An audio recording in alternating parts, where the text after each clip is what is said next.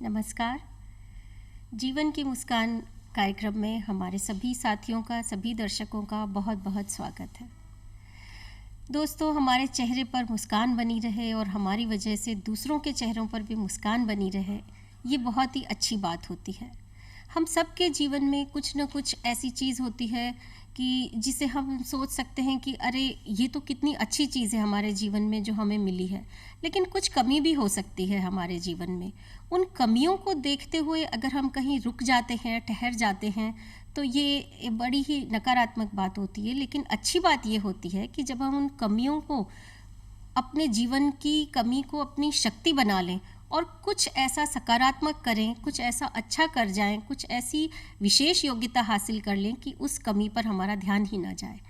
तो जिस तरह से हम अपनी कमियों को लेकर के चलते हैं, अपनी शक्ति बनाते हैं और जीवन में अच्छा मकाम हासिल करते हैं, उसी तरह से हमारा जीवन जो है अपने भी लिए और दूसरों के लिए भी एक प्रेरणा बन जाता है और सभी उससे बहुत ही अच्छी प्रेरणा लेते हैं और अपने जीवन को और बेहतर बनाने की कोशिश करते हैं।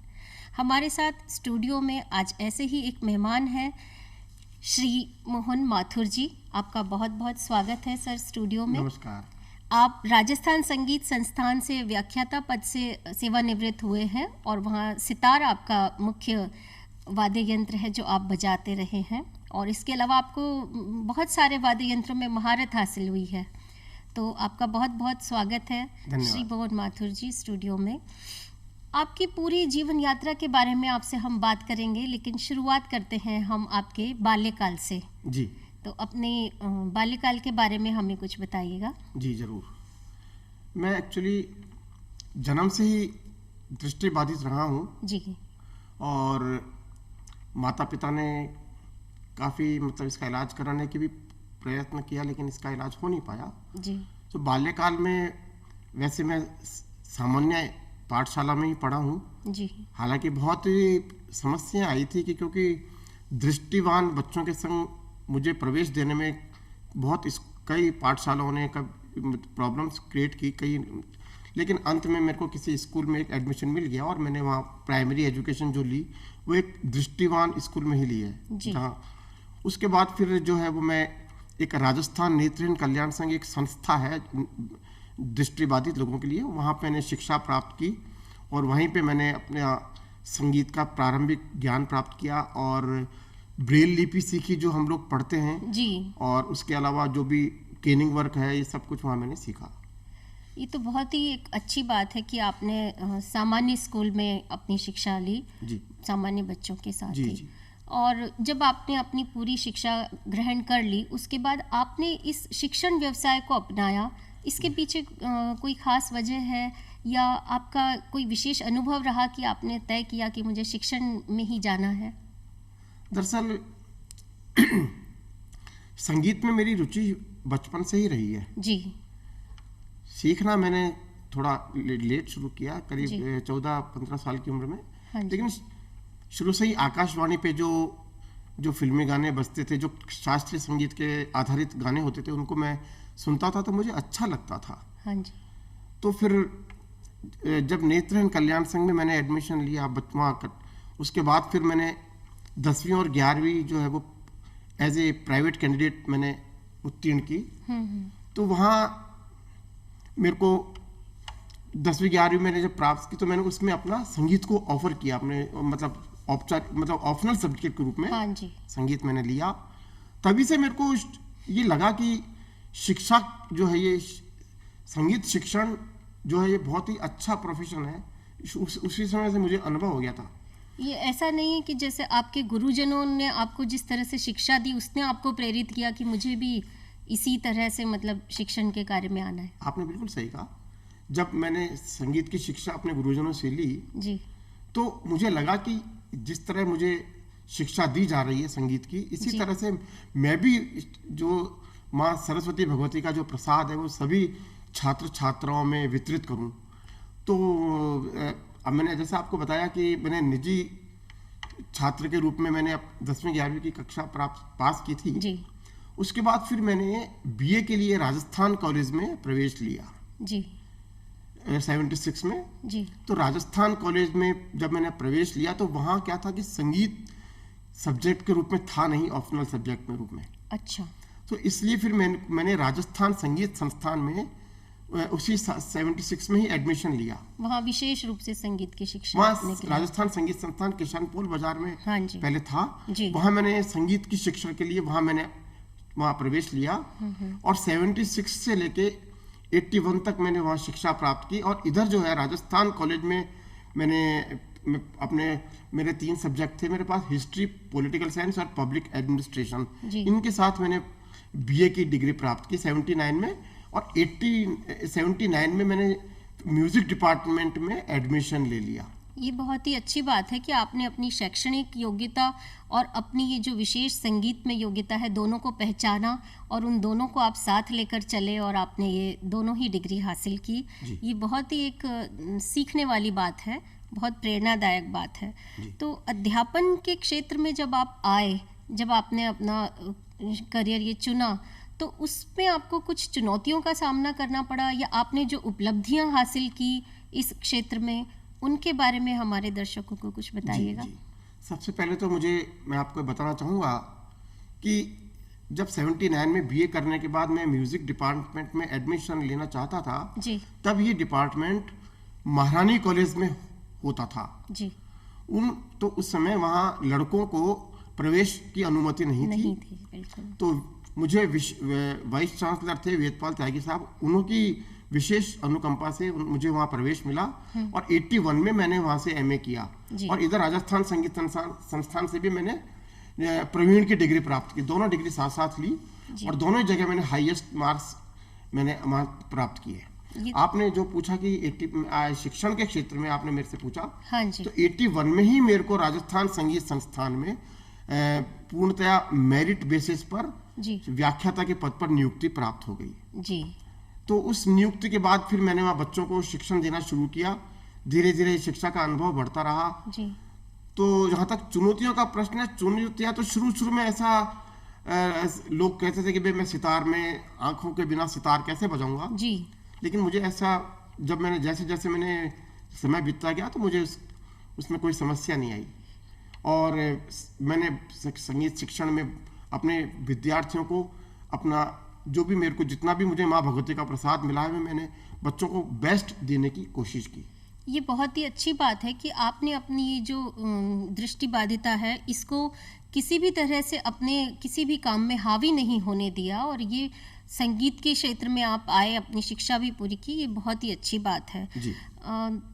ये जब आप अपने काम में आ गए उसके बाद आपका कुछ पारिवारिक जीवन शुरू हुआ, उसके बारे में आप बताइए। परिवार का सहयोग और उनका रवैया कैसा रहा और आपको किस तरह से इस जगह सहयोग मिला? जी, आपका प्रश्न आपके प्रश्न के उत्तर देने से पहले मैं ये और बताना चाहता हूँ जी कि व्याख्याता के पद पर नियुक्ति के बाद मैंने कई प्रयोग किए संगीत में, जिनमें वाद्य वृंद मैंने बच्चों को कई वर्षों तक, मैंने 25-30 साल तक मैंने मेरे संगीत संस्थान के हर एनुअल फंक्शन में मेरे द्वारा निर्देशित और रचित वाद्य वृंद प्रस्तुत किए गए, जो एक नया अचीवमेंट तक, जो शास्त्रीय संगीत पर आधारित वाद्य वृंदों की रचना मैंने की और कई उसमें प्रयोग किए। तो अब ये जो आप शास्त्रीय संगीत की और रागों की बात कर रहे हैं, तो क्यों ना इस समय आपसे एक धुन सुन ली जाए। आप ये दिलरुबा लेकर के आए हैं अपने साथ आज। वैसे तो मैं मूलतः सितार बजाता हूँ, लेकिन दिलरुबा भी एक बहुत ही लुप्त प्राय वाद्य है, इसलिए इसको थोड़ा बजाने का प्रयास करता हूँ। आपको जरूर एक देशभक्ति चीज सुनाता हूँ। जी, स्वागत है।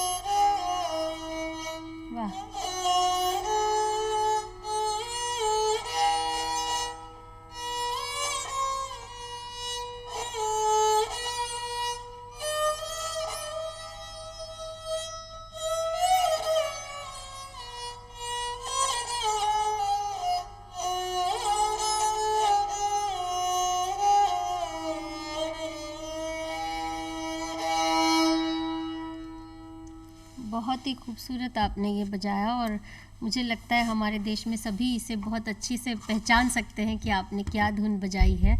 बहुत ही बढ़िया वाद्य यंत्र है ये दिलरुबा। तो मैं ये जानना चाहती थी आगे आपसे कि आपका पूरा जीवन जो संगीत को समर्पित रहा है, आपने अध्यापन भी इसी में किया है, तो सामाजिक कार्यक्रमों में और सामाजिक सरोकारों में भी आपकी संलग्नता रही होगी। आप उस बारे में कुछ अपने अनुभव हमसे साझा करेंगे?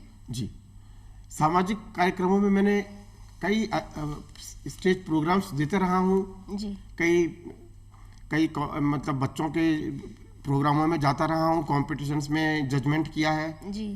और इससे पहले आपने मेरे से एक पारिवारिक प्रश्न भी किया था जी जी, उसका भी मैं उत्तर देना चाहूँगा। हाँ जी। मैंने बताया था आपको 81 में मैंने जब संगीत संस्थान में व्याख्याता के पद पर नियुक्ति प्राप्त की, उसके बाद 83 में मेरा विवाह हुआ जी। और मेरी वाइफ जो है वो भी एक म्यूजिक में एमए है और वो भी शुरू से रेडियो आर्टिस्ट रही हैं जी और बहुत अच्छा गाती हैं। उसके अलावा उन्होंने ड्रामे में भी बहुत पार्टिसिपेट किया है जी। और उसके बाद मेरे बच्चे हुए, बच्चों के अंदर भी संगीत का रुझान तो था हाँ जी। पर उन्होंने इसको एज ए प्रोफेशन नहीं अपनाया। अच्छा। हालांकि मेरा पुत्र है दीपक, वो गिटार और बैंजो उसने बजाया हाँ और काफी उसने इसमें महारत भी हासिल की, लेकिन फिर उसने और अपना बैंक का जॉब पकड़ लिया, उसने ज्यादा उन्नति नहीं की।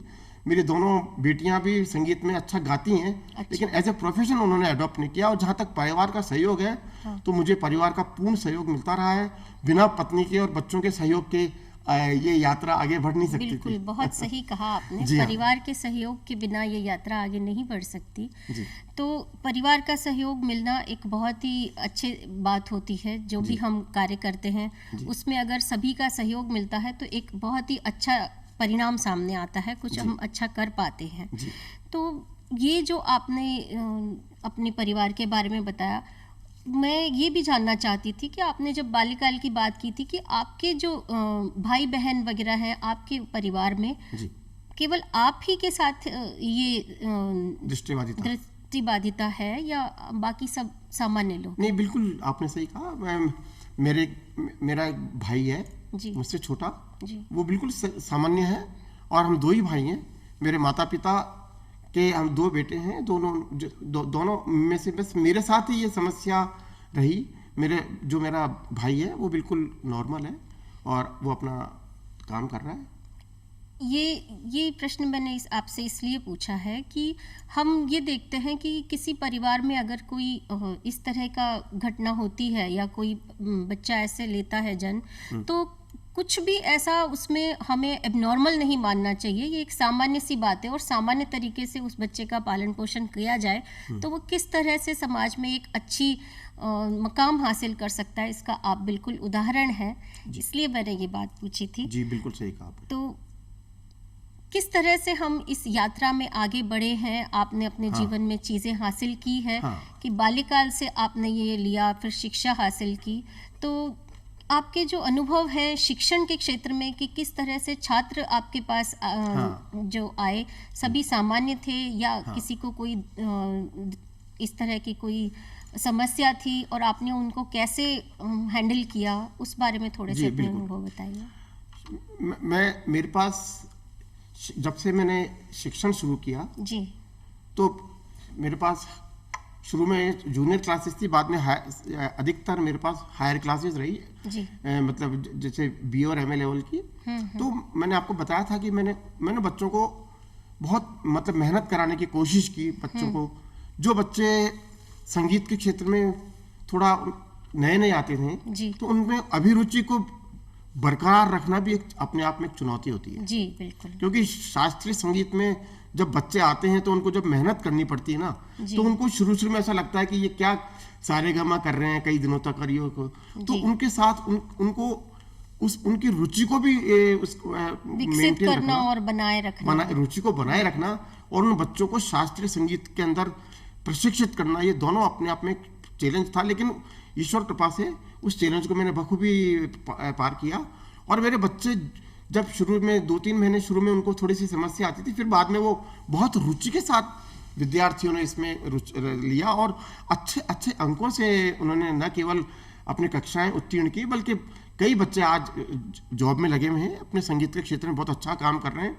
और इसके अलावा मैंने जब बताया कि जैसे मैंने वाद्य यंत्र पर रचनाएं की, कई मैंने ऐसे और भी एक्सपेरिमेंट किए, जैसे जो तालें होती है, जो सितार संगीत के क्षेत्र में तबले पे जो ताल बजती है, तो उनके क्षेत्र में भी मैंने कई एक्सपेरिमेंट किए। जैसे मैंने 8.5 मात्रा में बच्चों को गतें कराई, 9.5 मात्रा में कंपोजिशन बच्चों को सिखाई।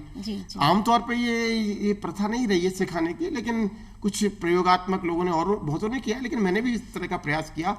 और मैंने अपने बच्चों को इस जो यह थोड़ा जो डिफिकल्ट काम था, वो 8.5 और 9.5 मात्रा में बच्चों को बजवाना, न केवल उनको मैंने एकल वादन करवाया उसमें, बल्कि वाद्यवृंद भी मैंने 8.5 मात्रा में करवाए। इसके अलावा 15 मात्रा में भी, ये एक पंचम सवारी ताल कहलाती है 15 मात्रा की, तो थोड़ी मुश्किल ताल होती है। इस ताल में भी मैंने वाद्यवृंद की रचना की और अपने बच्चों को सिखाया, और वो फिर एनुअल फंक्शन में भी वो प्रस्तुत किया गया। ये बहुत ही अच्छी बात है कि आपने लीग से हट करके कुछ काम किया और बच्चों को बहुत अच्छा कुछ नया सिखाया। ये बहुत ही अच्छी बात है। तो मुझे लगता है कि ये सही समय है कि आपसे कुछ और भी एक धुन सुन ली जाए। जरूर, कोशिश करता हूँ जी।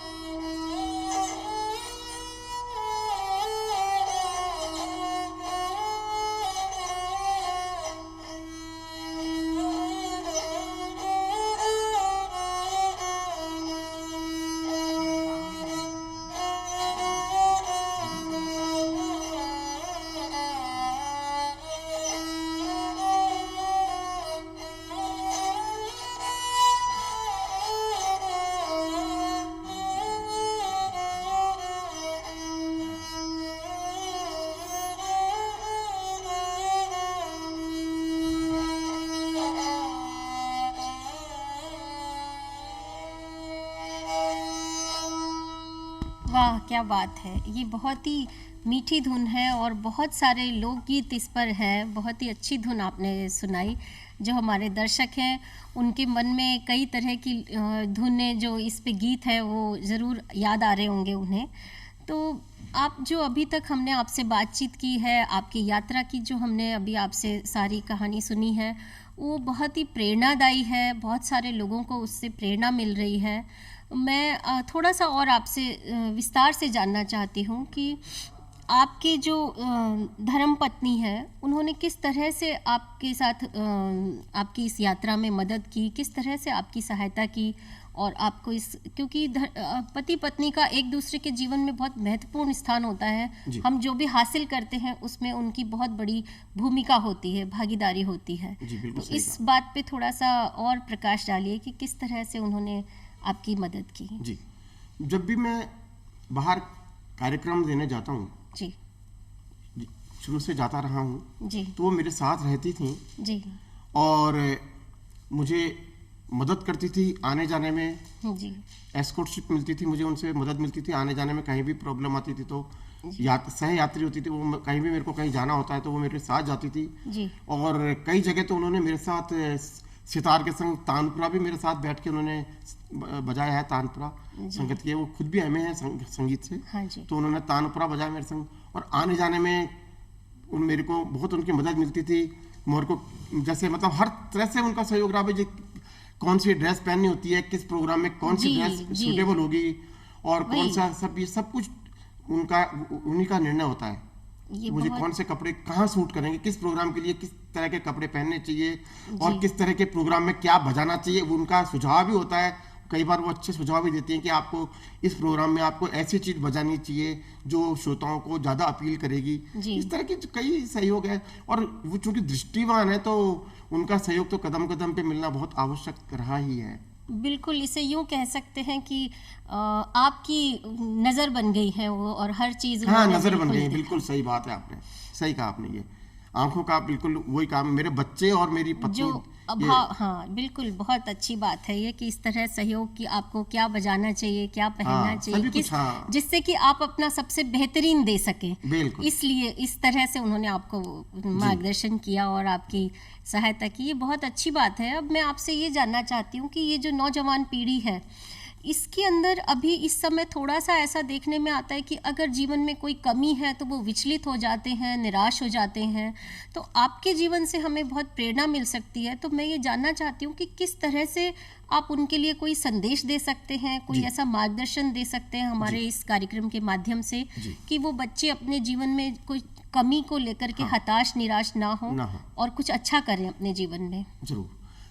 कई शारीरिक चुनौतियां होती हैं, जी किसी के संग आंख की समस्या होती है, किसी के संग हाथ की हो सकती है, किसी के संग पैर की हो सकती है। लेकिन जी आजकल जो है इतनी टेक्नोलॉजी आ चुकी है कि दिव्यांगता कोई महत्व नहीं रखती। जी और दिव्यांग जो लोग हैं वो हर क्षेत्र में आगे हैं। जैसे मैं अगर दृष्टिबाधित लोगों की बात करूं तो आज कंप्यूटर के क्षेत्र में वो काम कर रहे हैं। वो आज यहाँ तक कि मेडिकल फील्ड में भी कई नेत्रहीन काम कर रहे हैं। और एडमिनिस्ट्रेटिव सर्विसेज में आज कई भारतीय प्रशासनिक सेवाओं में जो है दृष्टिबाधित लोग काम कर रहे हैं। और कई अकाउंट सर्विसेज में दृष्टिबाधित लोग काम कर रहे हैं। बहुत अच्छी बात आपने कही।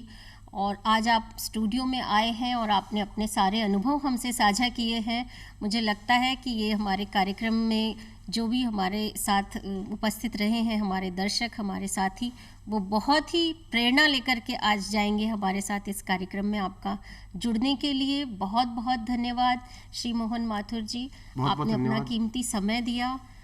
और जीवन में हमारे चेहरे पर हमेशा मुस्कान बनी रहे, इसके लिए कुछ ऐसा करते रहना चाहिए कि हमारी वजह से दूसरों के चेहरे पर भी मुस्कान बनी रहे। जब हम देखेंगे हमारे आसपास सारे मुस्कुराते हुए चेहरे, तो हम अपना दर्द बिल्कुल भूल जाएंगे और हमारे अपने चेहरे पर भी एक मुस्कुराहट आ जाएगी। तो दोस्तों, ध्यान रखिएगा कि आपको मुस्कुराना खुद को ही नहीं है, हमारे आसपास भी फैलानी है खुशियाँ, सकारात्मकता और एक अच्छा माहौल बनाए रखना है।